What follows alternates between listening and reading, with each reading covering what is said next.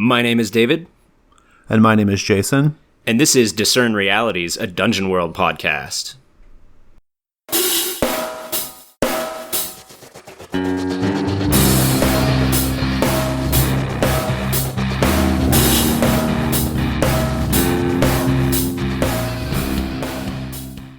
Well, listeners, before we get started this week, we had an announcement that Jason wanted to share with you.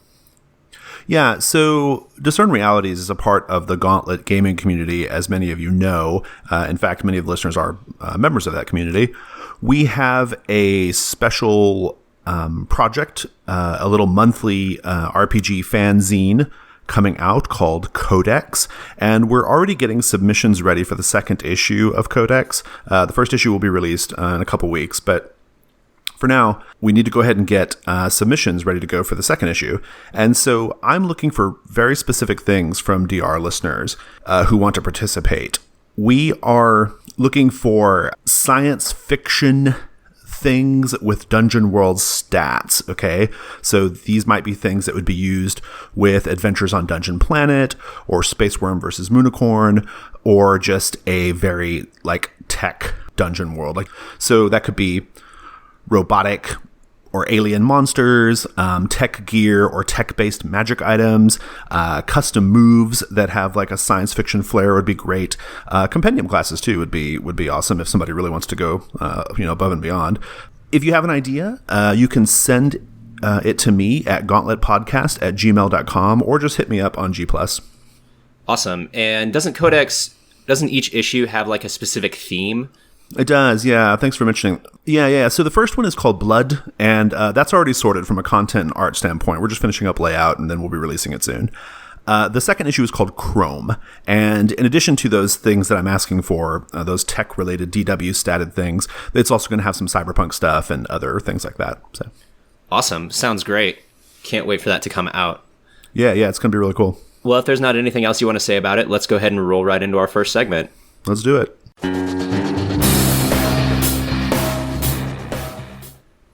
Our first segment is What Happened Here Recently. So I recently started a brand new campaign of Dungeon World. Actually, I had taken about a month or so off of Dungeon World. So, dirty secret, listeners, I haven't been playing Dungeon World for the last month or so.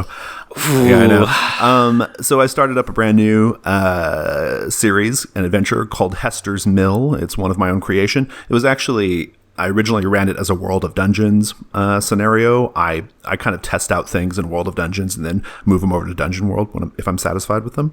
It's kind of a horror-based scenario. It sees the party going after this person who's hiding out in this abandoned territory where there's this village called Hester's Mill, and there's all kinds of dark, horrible shit going on. Okay. What I wanted to talk about, though, was I actually ended up only having 3 players, which is...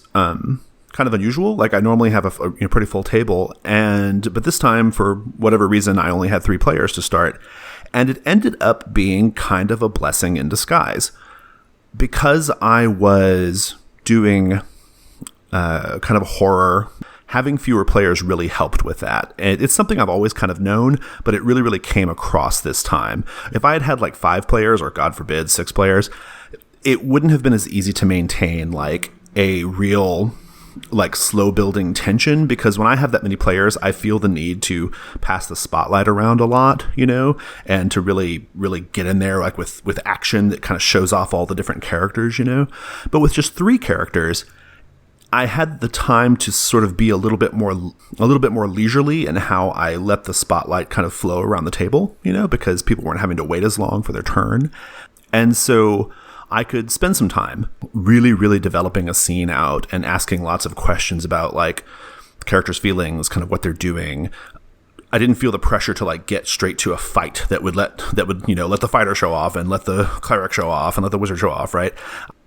It was a slower, more leisurely pace, but in that leisurely pace, I was able to sort of build the tension, and kind of amp up the horror at a really, really gradual pace, and it felt good. Yeah, that makes a lot of sense. When I was running the Death Frost Doom and I only had 2 players, it was super easy to horrify them, because they felt so isolated. Yeah. Even though they had like a little NPC follower, he wasn't super helpful. So it was really just them against whatever this horror is that's down here. Right, yeah. Well, I've actually given this group an NPC follower too, Torchbearer Pate.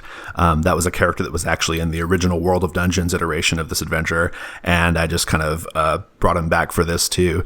And I like him because he's totally hapless, and he lets me inject like a certain like element of comedy into the proceedings, which kind of helps break the tension at appropriate times.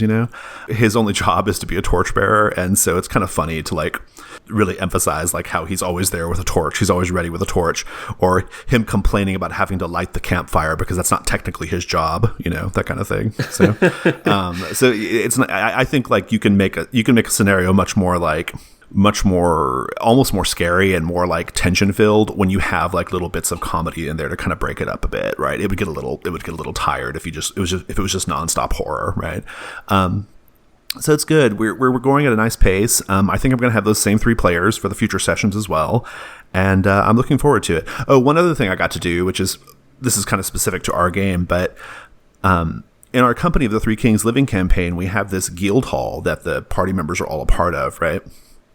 And normally we don't get to spend much time there because I'm usually ready to just kind of get going, with the adventure. And I don't even start them in the guild hall. Usually start them like on the road to like toward the dungeon or whatever. But I actually, since I only had 3 players, I was like, you know what? Let's spend some time in the guild hall. And it was fun. Like they got to do some of the things that are in the guild hall. They got to talk to some of the like named NPCs that are there. And we had some really good scenes. It was a really like nice little, I don't know, like just kind of a prologue almost to the adventure. It was really cool. Yeah, that is cool. That guild hall needs to get lived in a little bit more. It's got so many cool things. Yeah. Right now it kind of exists as sort of a museum, right? Like it has this like museum quality. Like it reflects all the previous adventures of the company, like in some way. But this time we actually got to like spend part of the session there, and it was very enjoyable.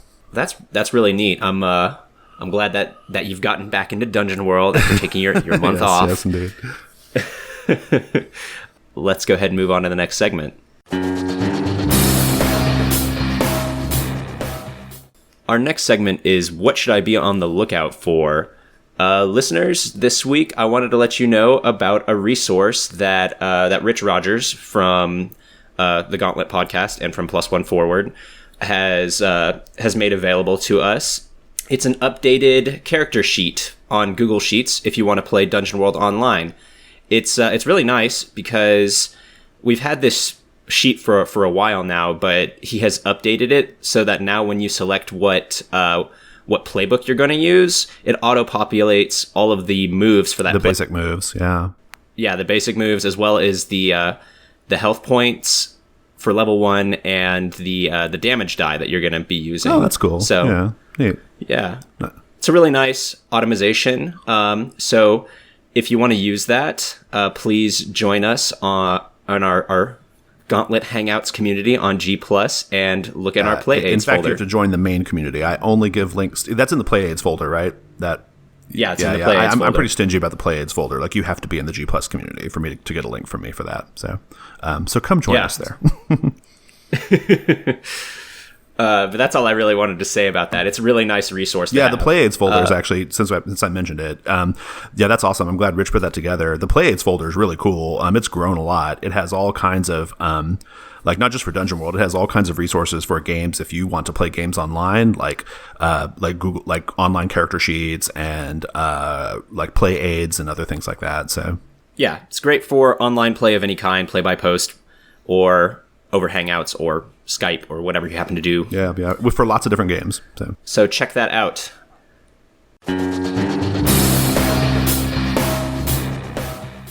Our next segment is What Here Is Not What It Appears to Be. Jason, this week I wanted to talk about the defend move. Okay. I feel like the defend move is one of those moves that can oftentimes be overlooked in favor of just hack and slash or whatever other relevant attack-based move your players have. I think that's right. Yeah, it does tend to get overlooked a little bit. Yeah, so I've recently been letting my players use defend more by facilitating its use in the following way. I'll describe the enemies like getting ready to attack, and then like ask what my players are going to do. So inevitably one of them will say, well, I get my shield up and I get ready to take them on, and I get my sword out or something like that. And I'm like, well, sounds like you're about to defend this spot. Oh, especially if they're putting their shield up, right? Like they can, because you can stand in defense of yourself too. You can stand in defense of a person, yourself, a spot, or an item.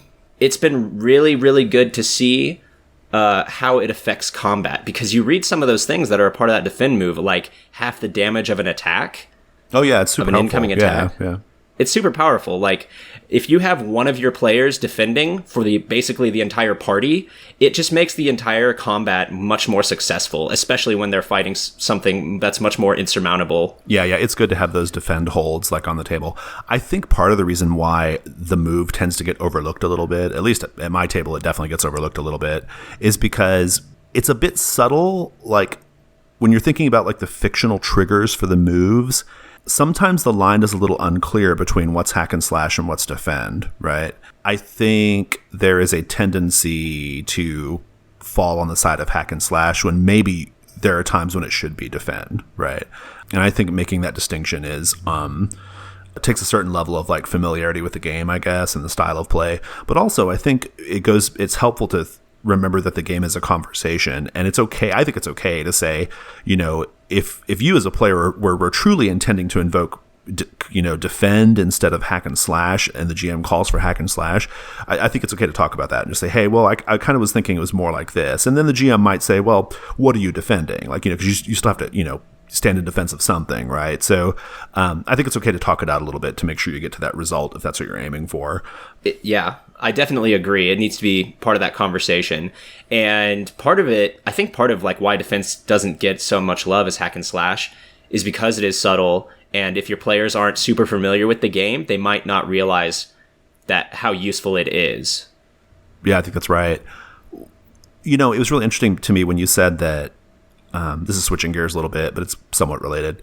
When you said that, you talk about the initial disposition of the enemies and then you ask the players what they're going to be doing, that's a really, really good technique. I just to kind of hammer that home a little bit, that is my preferred way of running a combat, not just in Dungeon World, but especially in any Powered by the Apocalypse game, but even in games that aren't Powered by the Apocalypse.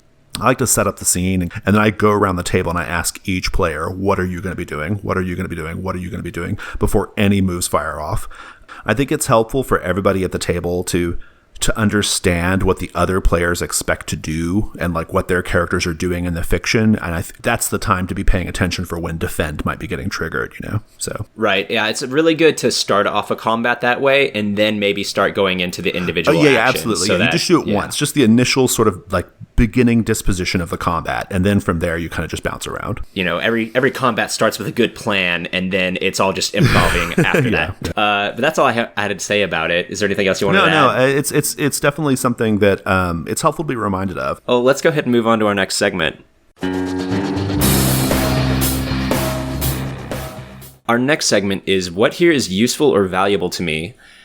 So, Jason, I've been thinking a lot about this one player, one GM scenario, and thinking about what's a good way of kind of remedying some of the issues that you can run into by not having a bigger party. And we talked about this in the last episode, right?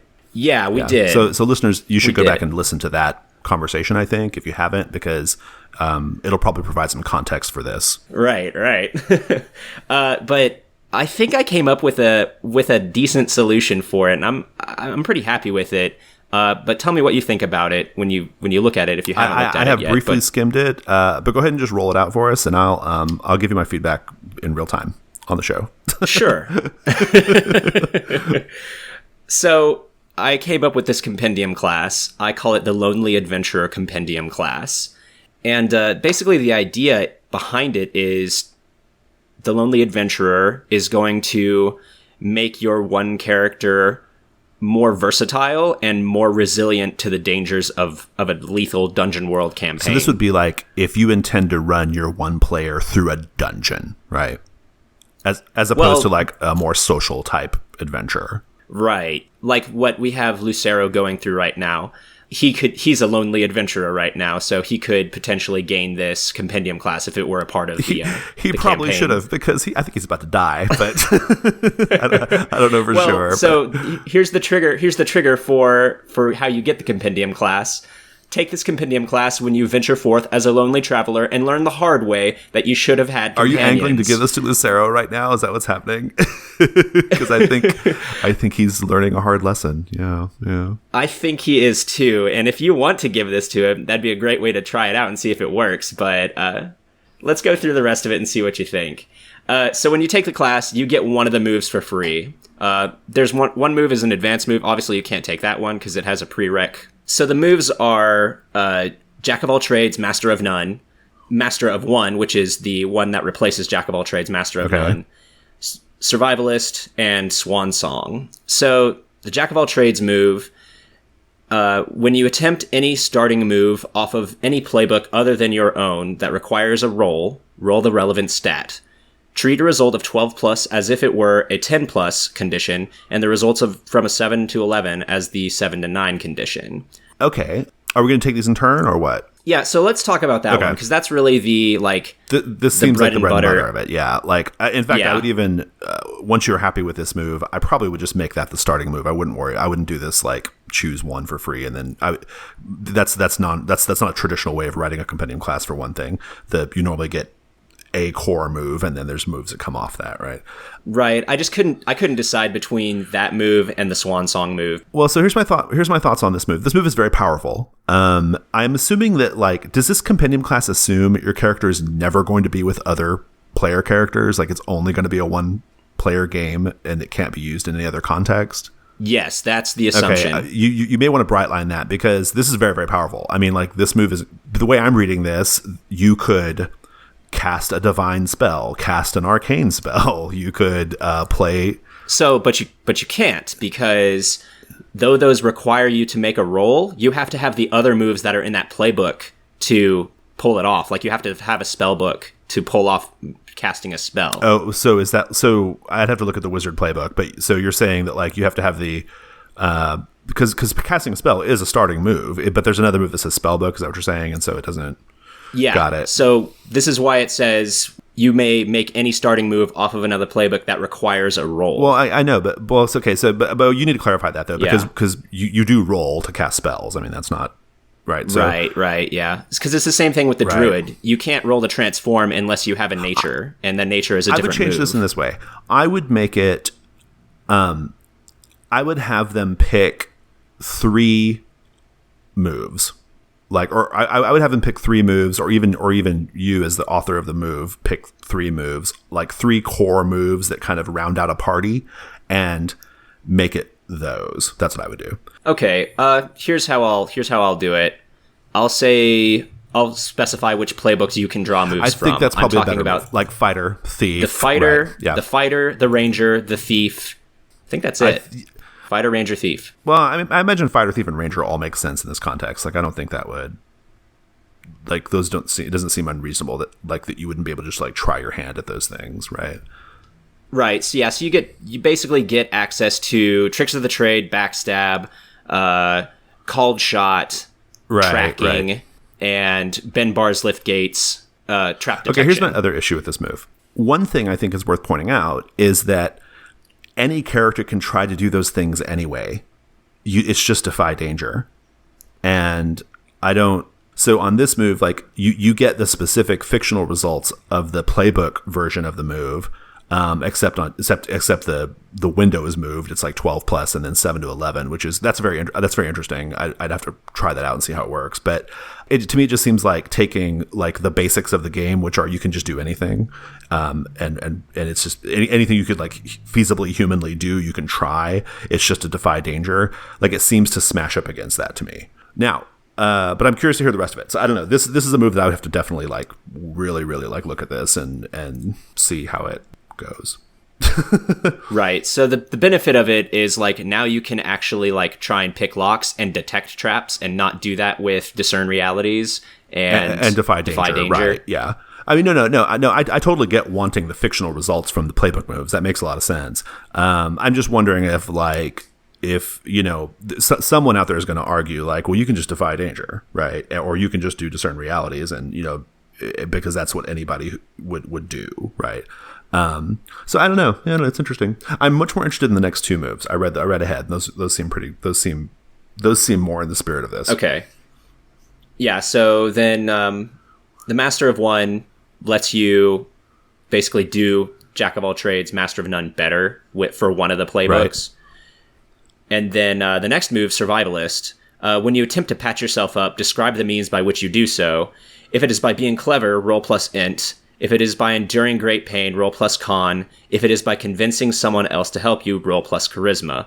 On a 10 plus, roll your damage die twice and heal that number, taking the higher result, or remove a debility. On a 7 to 9, roll your damage die twice and heal the lower result. Okay, I'm into this. Yeah, this seems pretty cool. This serves a definite purpose, right? Like if you don't have the party, which means there's a good chance you don't have a human wizard who can heal, or a cleric, or a paladin, then you may not have characters at the ready who can heal you, and so you need a way of doing it yourself. I like that. I think it's pretty good. I'm into that.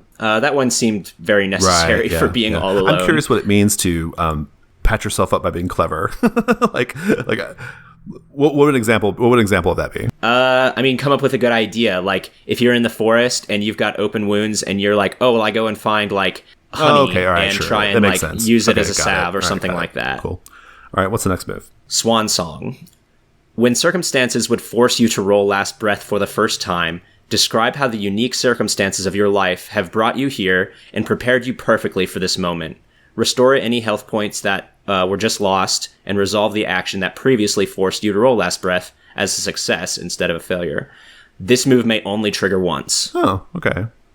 I like this. It's pretty good. It's like a get out of jail free card. Yeah, it's your one freebie. Instead of dying, you get, if you can describe in a satisfying way how your life has been all about like overcoming this moment, then you can do so. And I mean, I think it would play out like a really cool scene, even if like the next move you had, like you've still failed, you still had that one good shot on whatever you were trying to do. Yeah. It's interesting. Yeah. I think there's something interesting here. I definitely have to like try some of this stuff out. I tend to feel like, as written though, the first two moves are a little too powerful. But well, you've only got the one adventure. That's true. Yeah, no, that's true. Yeah, I think this ongoing conversation about 1v1 play is really interesting to me. I kind of feel like maybe you just adjust the type of story you're telling for one player, but if you want to have a dungeon delve with one player, Ramshackle Crow could have used something like this, right? Yeah, he sure could have. Lucero could use something like this. Something like this. We'll see. It's interesting. I'll be curious to see how this compendium class develops. Let's go ahead and move on to our next segment. Our next segment is What is About to Happen. This is our ongoing comic strip AP featuring the adventures of Lucero Castafiel.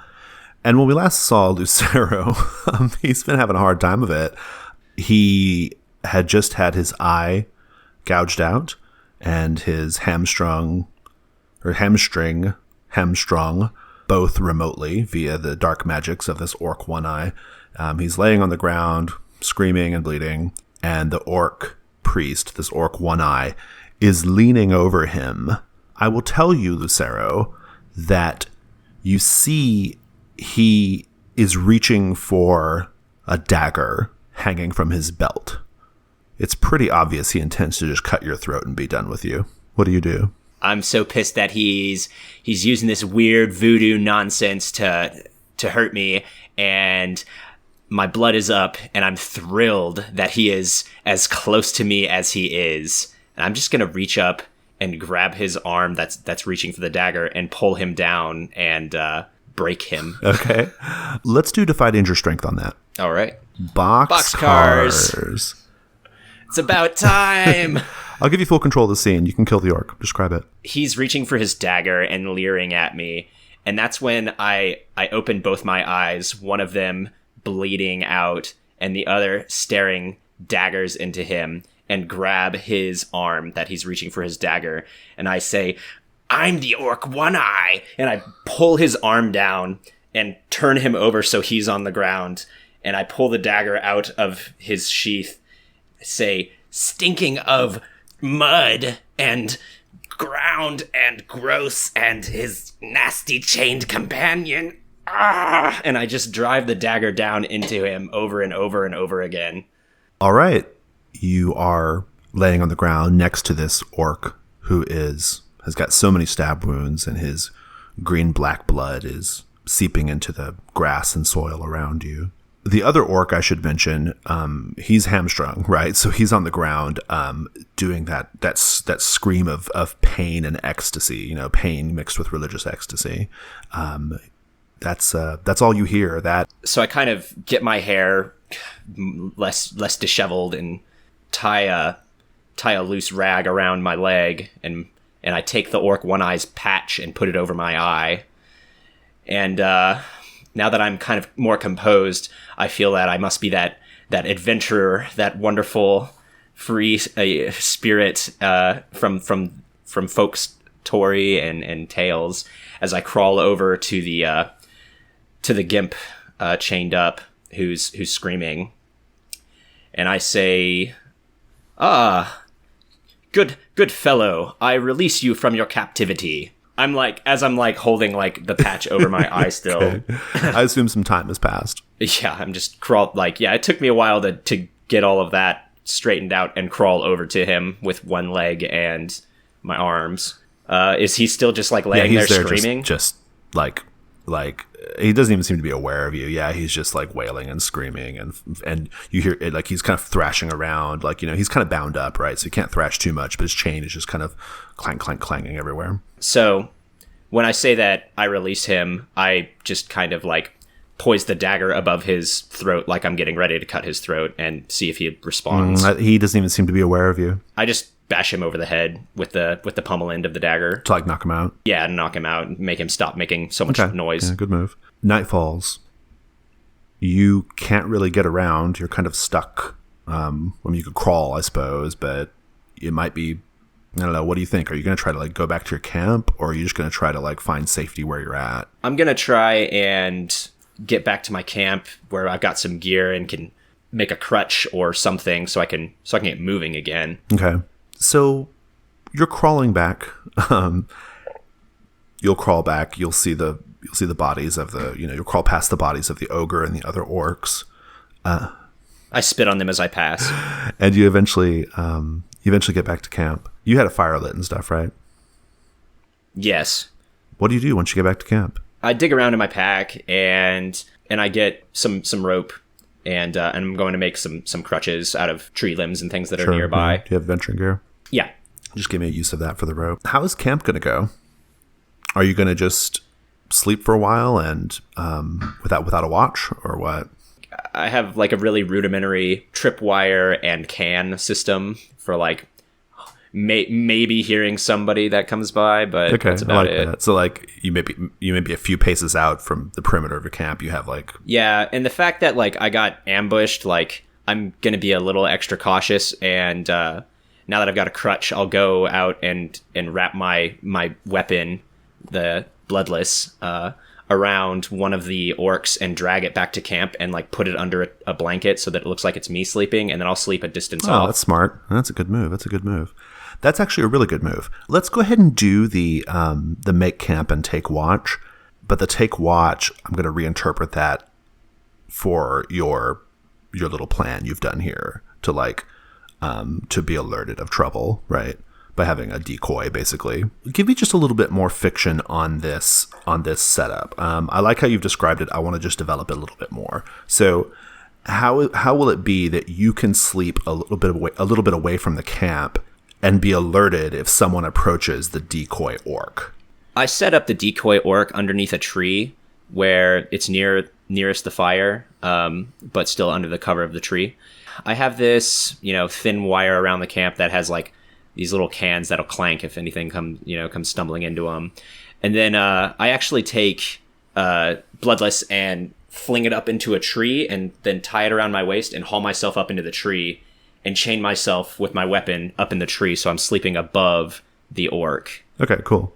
And that way you can also still catch the heat coming up from the fire too. So, yeah. Yeah, and I'm still getting a little bit warm. Go ahead and roll plus wisdom. 5.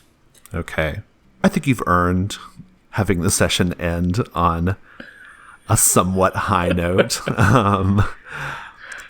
We'll resolve that 5 next time, but I do want to know right now, who does Lucero think about when he falls asleep at night? Who do you think about from your past, or someone, just someone who gives you sweet thoughts? I don't know if I'd say they're sweet thoughts, but they're calming, they're therapeutic. It's my old training master, and I think about the early days of sparring and getting used to using bloodless and learning of the lore and mysteries around my weapon. And I remember sitting around a campfire similar to this, where me and the weapon master were out in the wilderness testing ourselves, and he was telling me about bloodless. And I asked him, why is it called bloodless? It's got 2 bladed weapons on the end. And he said, Lucero, it did not always have those. Those have been added on. And he told me how it used to just be originally a chain that would be used to capture demons and enemies, and that's why it was called bloodless. Interesting. Did he explain why they put swords on it eventually, or? Well, it was some later Castafiel who decided to do that. They learned how to blacksmith for themselves and thought that it would be a good addition. All right, cool. Well, I think you nod off. You have a fair amount of residual pain from your injured leg and your eye. You hear just the crackle of your fire, the wind blowing through the leaves of the trees, and in the distance, some kind of scavenging animal, wolf perhaps, coyote, something like that, howling. And we'll end it there. All right. That just leaves one final question. Who's really in control here? Hey, that's the Gauntlet. You can find us at our website, gauntlet-rpg.com. On that website, you will find links to our Google Plus community. Go join that and get access to our Play Aids folder. I will send you a link if you join the community and you ask me. We also have on the website links to our other podcasts, as well as our meetups, including Gauntlet Hangouts, where we play lots of different online games. Oh, and we're at Twitter at Gauntlet RPG. Awesome. Thanks, Jason. Thank you, David. Thanks, listeners. That's our show.